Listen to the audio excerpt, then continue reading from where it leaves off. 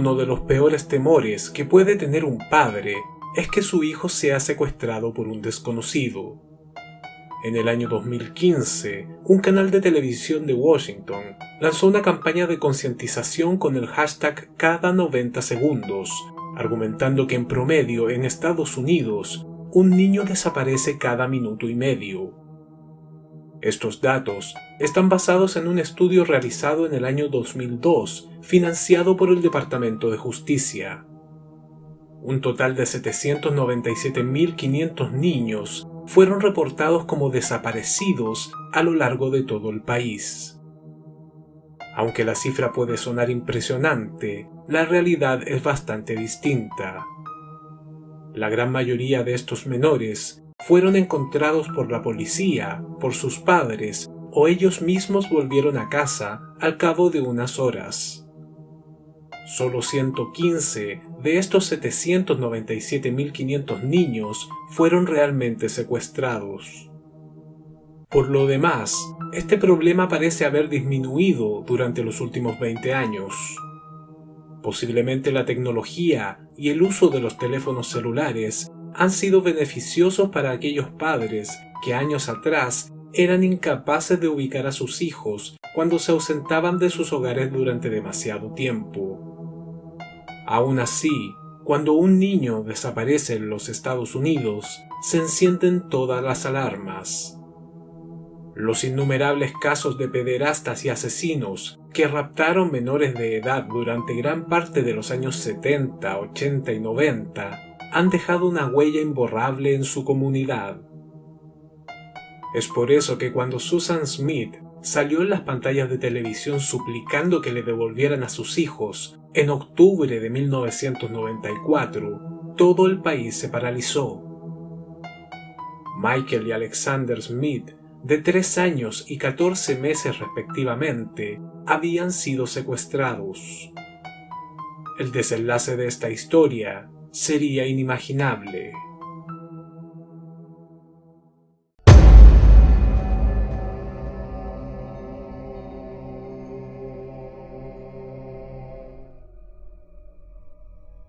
La noche del 25 de octubre de 1994, en Union, Carolina del Sur, el 911 recibió la llamada de un joven que alertaba a la policía del secuestro de 2 niños pequeños.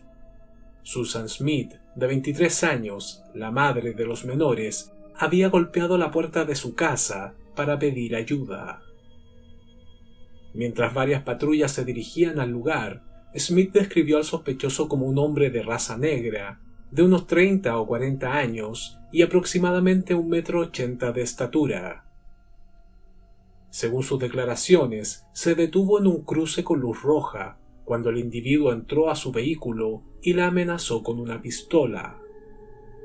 Condujeron un par de kilómetros hasta que éste la obligó a bajar, y antes de que la mujer pudiera abrir las puertas traseras para sacar a sus hijos, que se encontraban sentados en sus sillas para bebés, el sujeto aceleró y se dio a la fuga.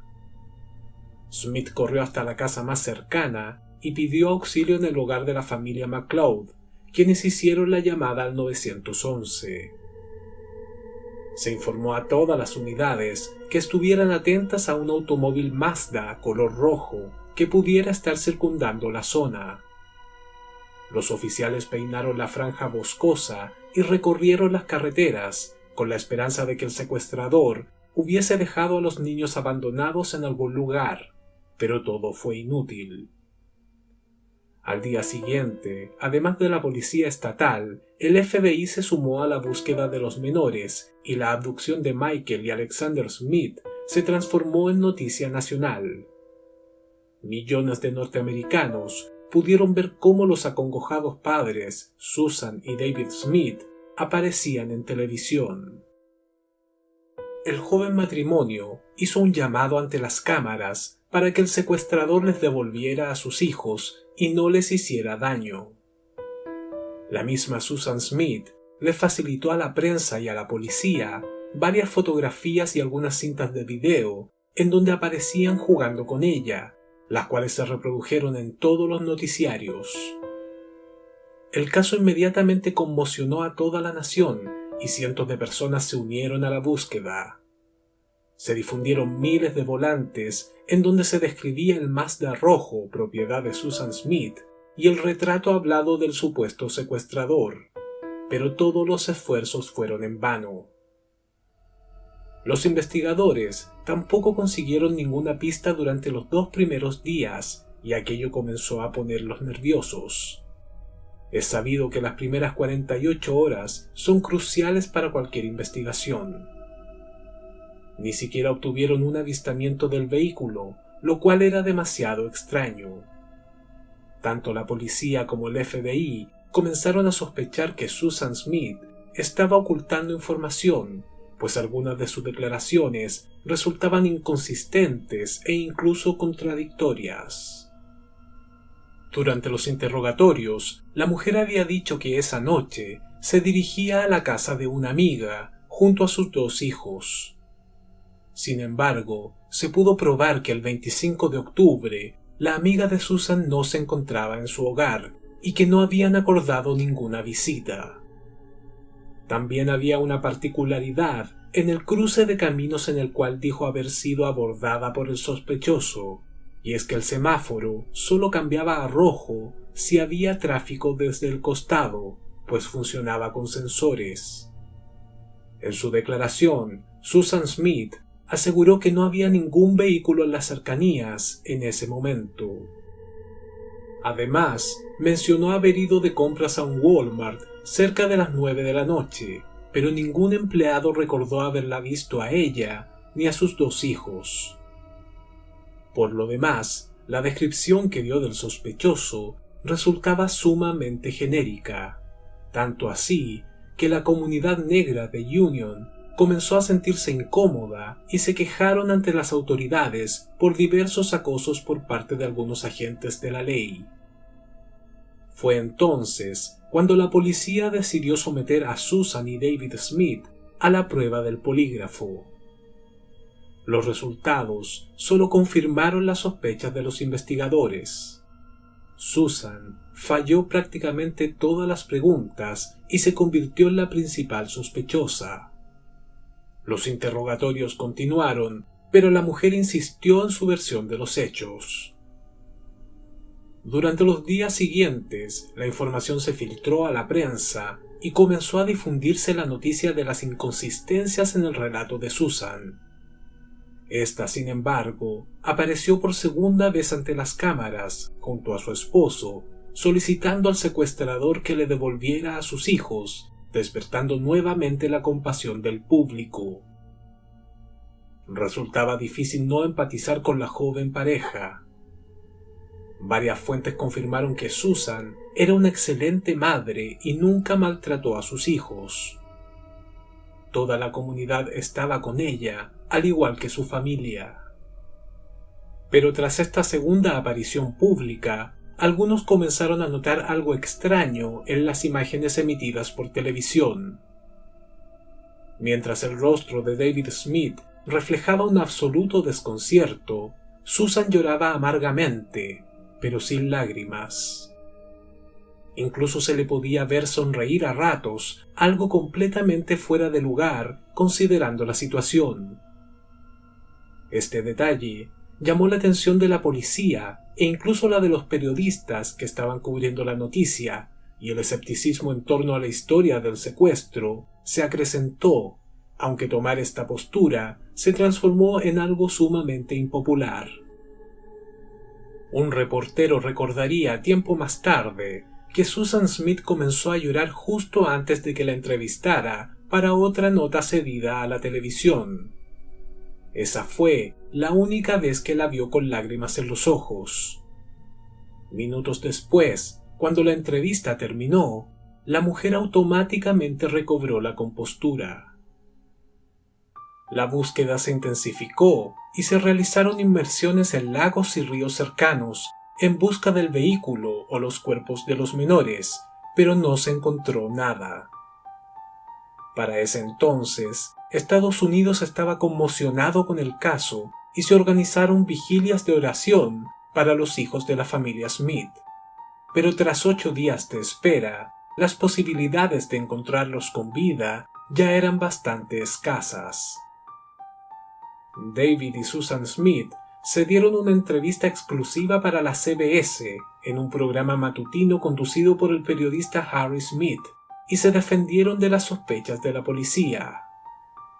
Ambos estaban sentados y tomados de la mano, mientras Susan decía que no entendía a qué se referían los agentes con las inconsistencias en torno a su declaración. El día anterior, la casa de Susan había sido registrada por los detectives en busca de pruebas. David defendió a su esposa. Aseguró que era una excelente madre y que creía ciegamente en ella. Al mismo tiempo, Susan decía que no ocultaba nada y que jamás sería capaz de hacerle daño a sus propios hijos. Ambos estaban casados, pero se habían separado y estaban viviendo de forma independiente.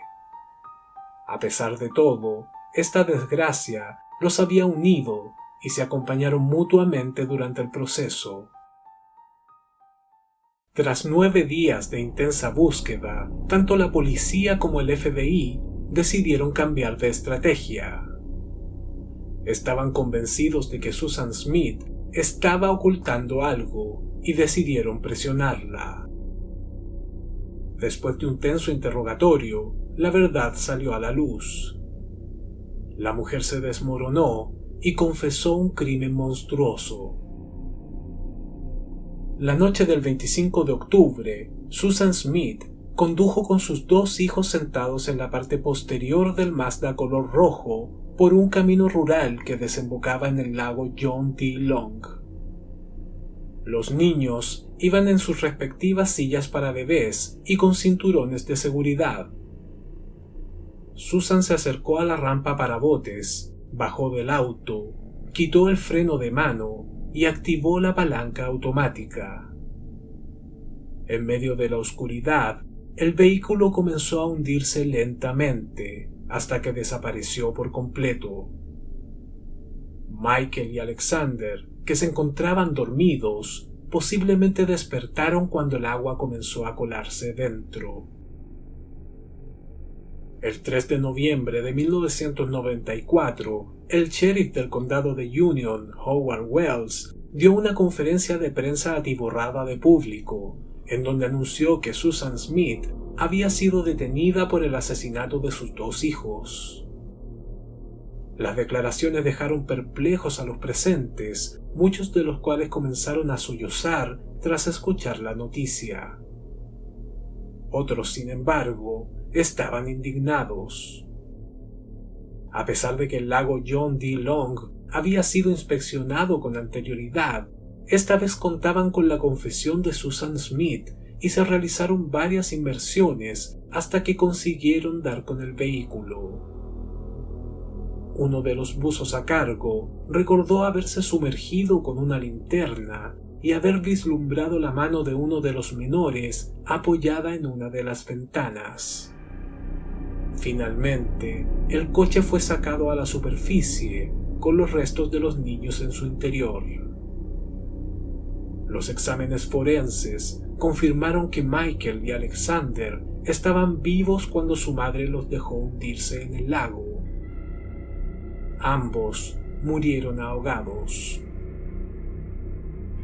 Susan Smith pasó de ser la víctima de una tragedia a transformarse en una de las mujeres más odiadas de todo Estados Unidos. La pregunta era por qué lo había hecho. Muchas de las personas que la conocían no podían entender qué había pasado. Fue descrita como una mujer alegre, extrovertida, buena vecina y excelente madre, pero a pesar de las apariencias, su vida era mucho más tormentosa de lo que todo su entorno podía imaginar. Nació en Union, Carolina del Sur, el 26 de septiembre de 1971. Era la menor de los 3 hijos del matrimonio entre Linda Harrison y Harry Vaughan. Muy poco se sabe de su infancia, más allá de que tenía un buen rendimiento escolar. Cuando cumplió 7 años, sus padres se divorciaron, y 3 semanas después de la separación, su padre se suicidó pegándose un tiro en la cabeza. Aquello la marcaría profundamente y se volvió una chica mucho más retraída. A pesar de la traumática experiencia, solo pasaron unos meses antes de que Linda, su madre, volviera a contraer matrimonio. Beverly Russell, un exitoso hombre de negocios, se convirtió en su nuevo esposo.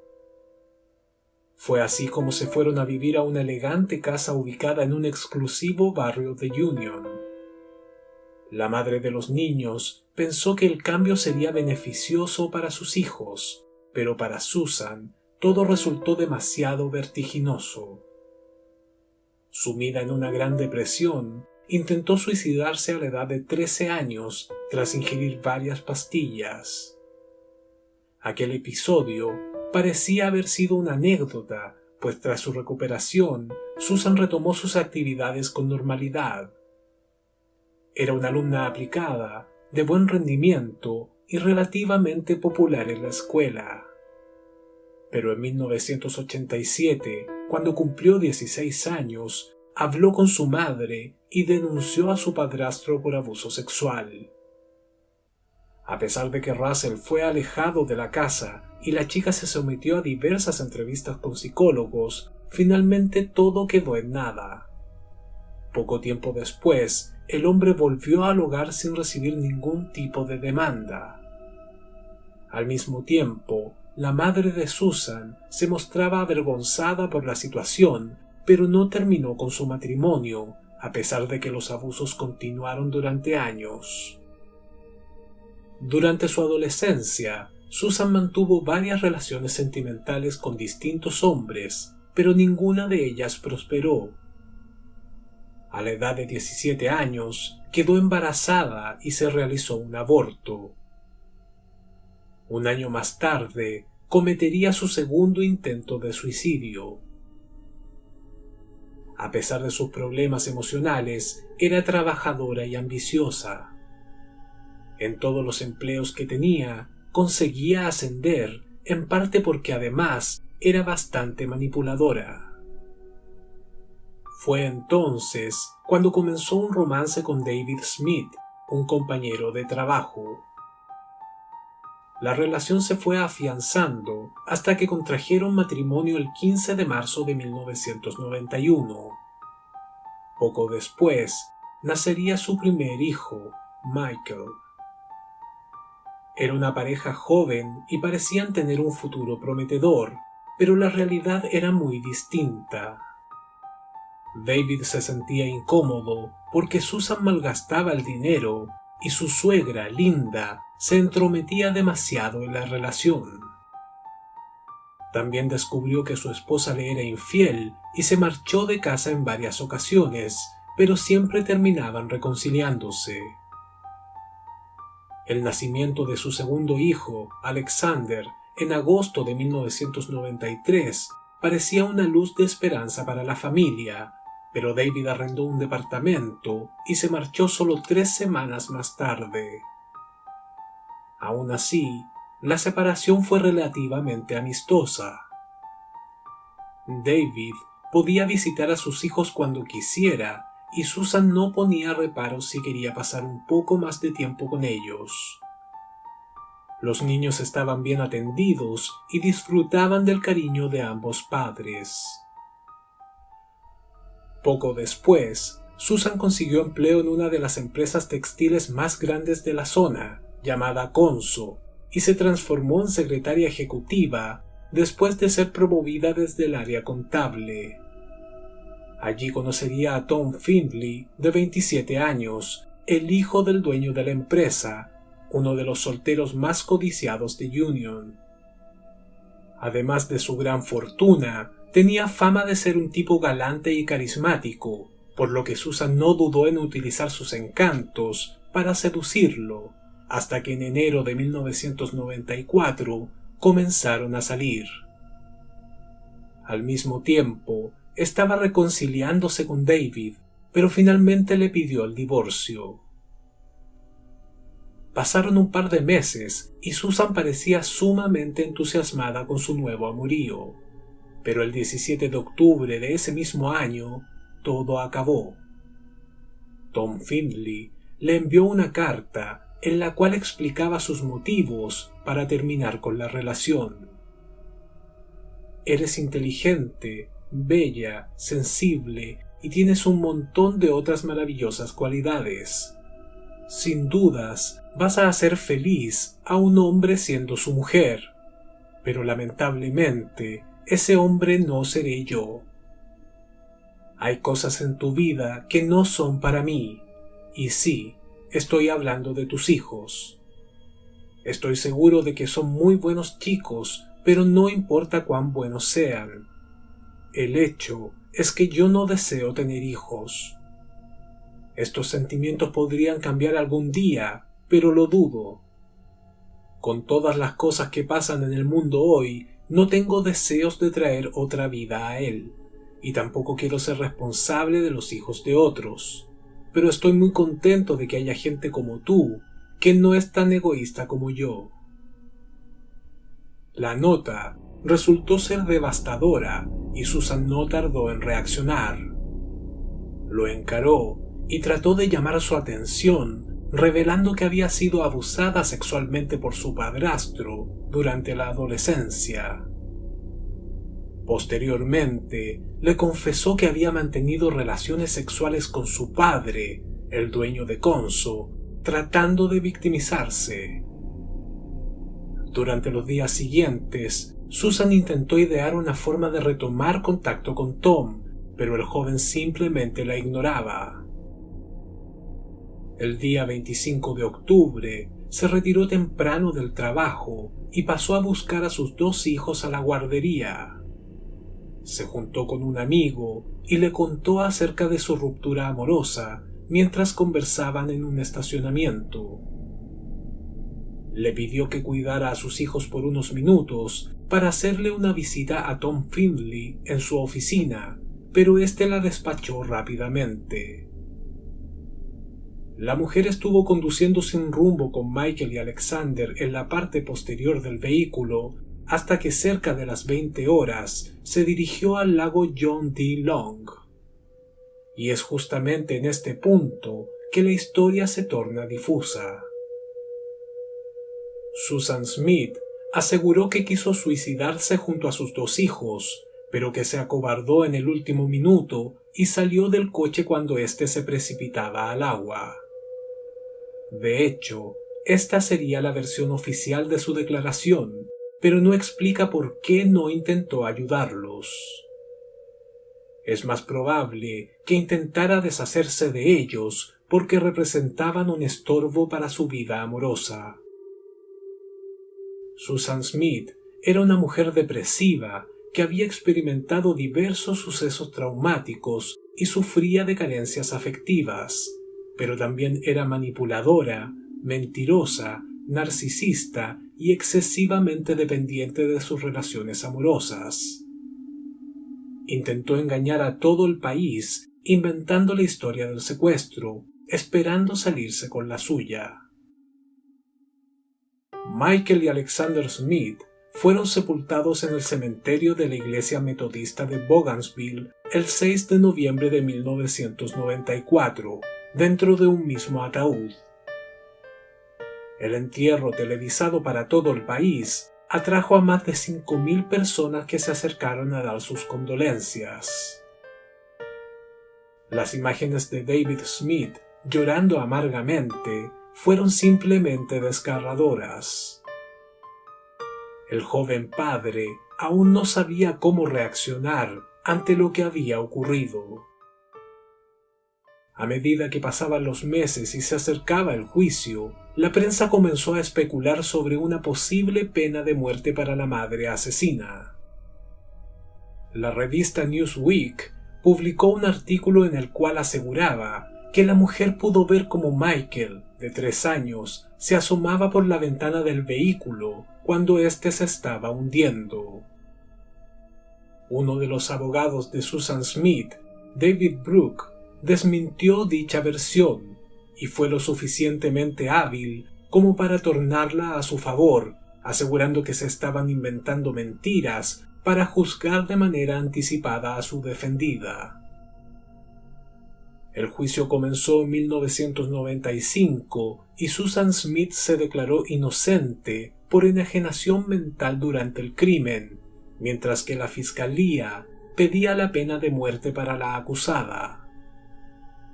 Las pruebas en su contra eran abrumadoras, pero los abogados David Brooke y Judy Clark presentaron a una experta en salud mental para la defensa, la cual la diagnosticó con desorden de personalidad dependiente y depresión severa.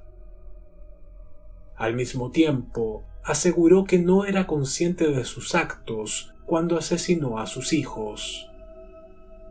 También se sacó a relucir su triste infancia, con la pérdida temprana de su padre, los abusos que sufrió por parte de su padrastro y sus 2 intentos de suicidio. Todos los esfuerzos de la fiscalía por demostrar que Susan Smith era consciente de lo que hacía fueron inútiles. Trataron de apelar a sus conductas lascivas con otros hombres o sus gastos impulsivos para retratarla como una mujer malvada, pero le hicieron un favor a la defensa, pues aquello solo contribuyó a confirmar su supuesta enfermedad mental. Posiblemente el momento más impactante y doloroso del proceso fue cuando la fiscalía presentó un video realizado por la policía en el cual se recreaba la inmersión del vehículo en el lago John D. Long. Se puso una cámara en el interior del coche mientras éste se precipitaba al agua. Tardó más de 5 minutos en hundirse por completo. El jurado pudo ver en primera persona lo que Michael y Alexander experimentaron durante sus últimos minutos de vida. Muchos de los presentes comenzaron a llorar, incluyendo a Susan Smith. El 25 de julio de 1995, y después de 2 horas y media de deliberación, el jurado entregó su veredicto. Susan Smith fue encontrada culpable del asesinato de Michael y Alexander y condenada a cadena perpetua con posibilidad de acceder a libertad condicional después de cumplir 30 años de prisión. La comunidad estaba indignada por la decisión del jurado. La mayoría exigía la pena de muerte. Su esposo, David, se dio una conferencia en la cual expresó su pesar. Nunca olvidaré lo que Susan hizo y nunca olvidaré a Michael y Alex. Mi familia y yo estamos decepcionados de que la pena de muerte no fuera el veredicto final. David Smith accedió a ser entrevistado en el afamado show de Oprah, protagonizando uno de los momentos televisivos más dramáticos, conmoviendo hasta las lágrimas a la conductora y a millones de espectadores. Tiempo después, consiguió rehacer su vida, volvió a casarse y tuvo 2 hijos. A día de hoy, Susan Smith sigue tras las rejas, pero podría salir en libertad en el año 2024, a la edad de 53 años. Los especialistas que la han tratado aseguran que no muestra signos de arrepentimiento y durante su estancia en la cárcel solo ha causado problemas. Mantuvo relaciones sexuales con 2 oficiales de la prisión, los cuales fueron dados de baja posteriormente. Fue acusada de consumir drogas e intentó suicidarse al cortarse las venas. Además, manipula a su antojo a otras reclusas y trata de llamar la atención constantemente. En el año 2015, envió una carta al periódico The State, en donde explicaba al periodista Harrison Cahill lo sucedido aquel 25 de octubre de 1994. No soy el monstruo que la sociedad cree que soy. Estoy lejos de serlo. Algo salió muy mal esa noche. No era yo misma. Era una buena madre y amaba a mis hijos. No fue un evento planificado. No estaba en mi sano juicio. La única razón por la que mentí es porque no sabía cómo decirles a las personas que amaban a Michael y Alex que nunca los volverían a ver. Lo que más me duele es que la gente piensa que lastimé a mis hijos para estar con un hombre. Eso está muy lejos de la verdad. Sinceramente, Susan.